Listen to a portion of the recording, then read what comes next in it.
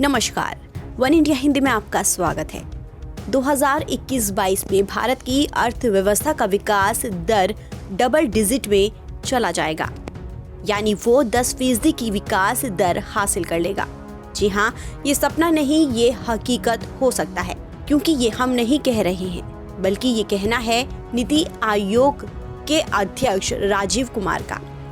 हालांकि हम इसे सपना इसलिए कह रहे हैं क्योंकि कोरोना वायरस के कारण उत्पन्न परिस्थितियों में देश की अर्थव्यवस्था का बुरा हाल हो गया था। देश की जीडीपी 0 से भी 24% नीचे तक चली गई थी। लेकिन जैसे जैसे स्थिति सामान्य हो रही है, वैसे वैसे अर्थव्यवस्था तेजी से पटरी पर आ रही है। नीति आयोग के उपाध्यक्ष राजीव कुमार का कहना है कि 2020-21 के आखिरी तिमाही तक देश की अर्थव्यवस्था कोविड के पहले वाली स्थिति तक पहुंच जाएगी। उन्होंने कहा कि भारतीय अर्थव्यवस्था विनिर्माण गतिविधियां बढ़ने से चालू वित्त वर्ष की सितंबर तिमाही में उम्मीद से बेहतर सुधार दर्ज किया है। जुलाई सितंबर तिमाही में अर्थव्यवस्था में गिरावट घटकर 7.5% रह गई है। बेहतर उपभोक्ता मांग से आगे अर्थव्यवस्था की स्थिति और सुधरने की उम्मीद है।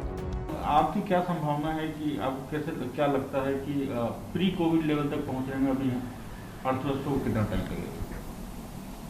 नहीं, मेरे ख्याल में अगले साल में पहुंच ही जाएंगे हम लोग, बल्कि उससे थोड़े से आगे भी बढ़ेंगे, क्योंकि जो इस तरह की हमारी रिकवरी हुई है थर्ड क्वार्टर में और सेकंड क्वार्टर में भी, उससे आपने देखा होगा कि सारी एजेंसीज़ ने अपने जो पहले के अनुमान थे वो बेहतर बदले हैं और उनको बेहतर किया है।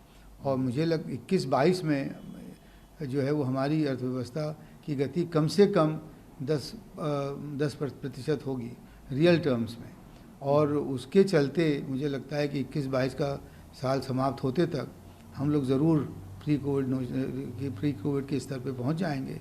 और फिर जो इन दिनों में, इन कोविड के दिनों में जितने सुधार हम सरकार ने किए हैं, जितने रिफॉर्म्स किए हैं, उसके बिना पर, उसके बेसिस पर हम उसके बाद और तेज़ी से अपनी आर्थिक गति को आगे बढ़ाएंगे।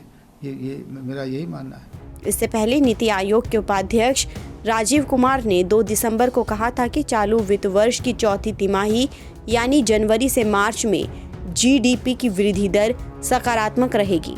कुमार ने पीटीआई को दिए एक इंटरव्यू में कहा था कि केंद्र के नए कृषि सुधार कानूनों का मकसद किसानों की आमदनी बढ़ाना है। इन कानूनों को लेकर किसानों के आंदोलन की वजह गलत फहमी और उन तक सही जानकारी नहीं पहुंचना है।